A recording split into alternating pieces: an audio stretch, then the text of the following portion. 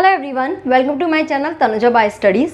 After having a detailed knowledge about micromolecule and macromolecule, अब हम एक समराइज फॉर्म में देख रही हूँ कि हमने इन सब में कौन कौन से बॉन्ड के बारे में बात करी, उसको इस वीडियो में हम एक बार में देख लेते हैं.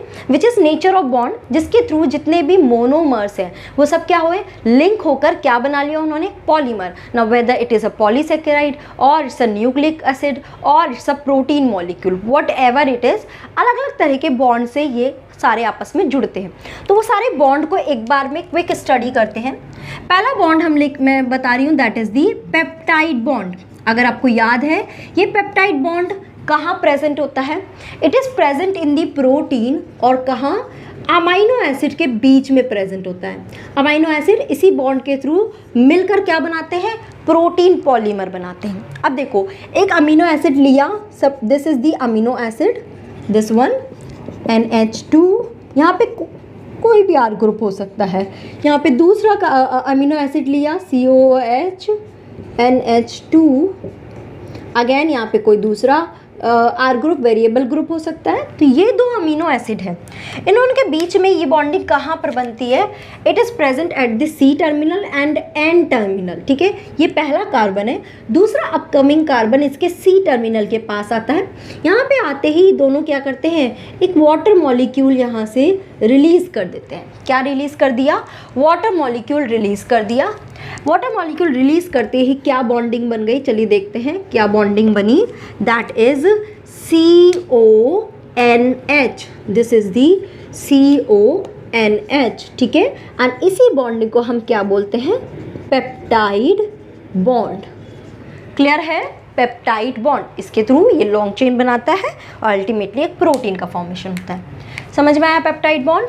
चलिए, यानी कि यहाँ पे एक कार्बन और दूसरा नाइट्रोजन के बीच में बॉन्ड आया, that is the peptide bond. Okay, now next bond की बात करते हैं, that is the what, glycosidic bond. Next is glycosidic bond. कहाँ होता है, किस में प्रेजेंट होता है, पॉलीसेकेराइड्स में प्रेजेंट होता है.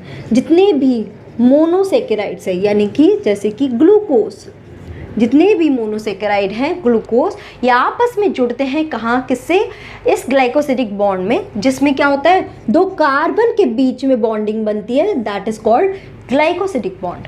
देखते हैं कैसे बनती है. देखो यहाँ पे मैंने दो ग्लूकोज मॉलिक्यूल ले लिए, this is the glucose molecule. ठीक है,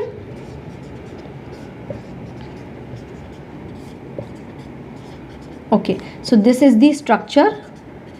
एक और ऐसा ग्लूकोज मॉलिक्यूल ले लेते हैं यहाँ पर भी, और फिर हम देखेंगे इसके बीच में बॉन्डिंग कैसे शुरू हो रही है.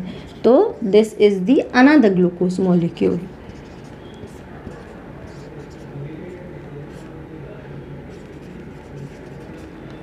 ओके, अगर मैं इनके मॉलिक्यूल की बॉन्डिंग की नंबरिंग करूँ, अगर मैं कार्बन की, तो 1 2 3 4 5 and 6. here also 1 2 3 4 5 and 6. तो यहाँ पे क्या होता है, ये 1 नंबर का कार्बन और ये 4 नंबर का कार्बन, ये दोनों आपस में आते हैं पास में, और यहाँ से अगेन क्या हो जाता है, एक वाटर मॉलिक्यूल निकल जाता है. ठीक है, जैसे ही वाटर मॉलिक्यूल निकला, अब क्या हो गया, सिर्फ ऑक्सीजन रह गया. ठीक है, एक ऑक्सीजन रह गया, तो यहाँ पे सिर्फ एक ऑक्सीजन मिला. This is known as glycosidic bond. समझ में आया. अभी डिपेंड करता है, क्योंकि सिंपल सिंपल सीधे सीधे रखे हैं दोनों ग्लूकोज, तो इस बॉन्ड को हम बोलते हैं अल्फा. और ये देखो 1 नंबर का कार्बन है और ये 4 नंबर का कार्बन, तो this is alpha 1,4 glycosidic bond. ठीक है, अगर ये ही चीज़ नेक्स्ट आने वाला ग्लूकोज क्या हो जाए, फ्लिप हो जाए, उलट जाए, जैसे कि यहाँ पे अगर मैं आपको दिखाऊं, ये क्या हो गया, पूरा उलट गया, जैसे कि ये लाइक दिस. ठीक है, देखो ये उल्टा हो गया, तो यहाँ पे जब ये बॉन्डिंग बनेगी तो ये वाला पोर्शन भी क्या हुआ, उलट गया. तो OH ऊपर चला जाएगा और H नीचे चला जाएगा. बाकी का मैं नहीं बता रही हूँ, ये मैं डिटेल में पढ़ा चुकी हूँ ऑलरेडी. ठीक है, तो अब यहाँ पे बॉन्डिंग जब होगी, ये OH है यहाँ पे, तो अब यहाँ पे ये वाटर मॉलिक्यूल निकलेगा. ठीक है, तो यानी कि ये बॉन्डिंग इस तरह की हो जाएगी, लाइक दिस. ना इस बॉन्ड को हम बोलेंगे अल्फा. ओके, 1 नंबर, ये 4 नंबर ही रहेगा, दिस इज 4 नंबर, तो अल्फा 1,4 ग्लाइकोसिडिक बॉन्ड. क्लियर है. नाउ थर्ड वाला हम ले लेते हैं, that is the phosphodiester bond. Okay, कहाँ प्रेजेंट होता है बता सकते हो? अगर पता है तो कमेंट बॉक्स में आंसर करिए, सो दैट मुझे भी पता चले आपको आता है या नहीं।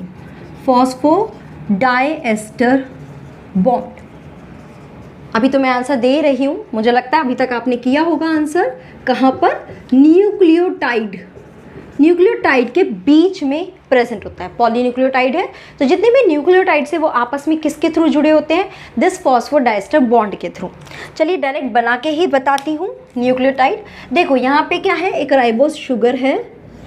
कहाँ पे प्रेजेंट है? ये डीएनए की बात कर रहे हैं हम, डीएनए आरएनए। ओके, यहाँ पे देखिए मैं डिटेल नहीं बता रही हूँ, यहाँ पे कोई भी adenine, thymine, guanine, cytosine, anything is there. Okay, ये 1 नंबर का carbon, this is 2, this is 3rd number carbon. इसके 3rd नंबर कार्बन पे यहाँ पे OH प्रेजेंट है। ऐसे ही दूसरा एक और न्यूक्लियोटाइड ले लेते हैं, दिस इज ऑल्सो, यहाँ पे भी कुछ भी सपोज थाइमिन प्रेजेंट है यहाँ पे, एनीथिंग। ओके, और यहाँ पे ये जो कार्बन होता है, दिस इज 1 नंबर कार्बन, 2, 3, 4, और फिर यहाँ पे प्रेजेंट होता है CH2OH, this is the 5th number carbon. Okay, तो क्या हो रहा है, इसके 3rd नंबर कार्बन और 5th नंबर कार्बन के बीच में एक फॉस्फेट ग्रुप आ जाता है। फॉस्फेट ग्रुप क्या है? POH,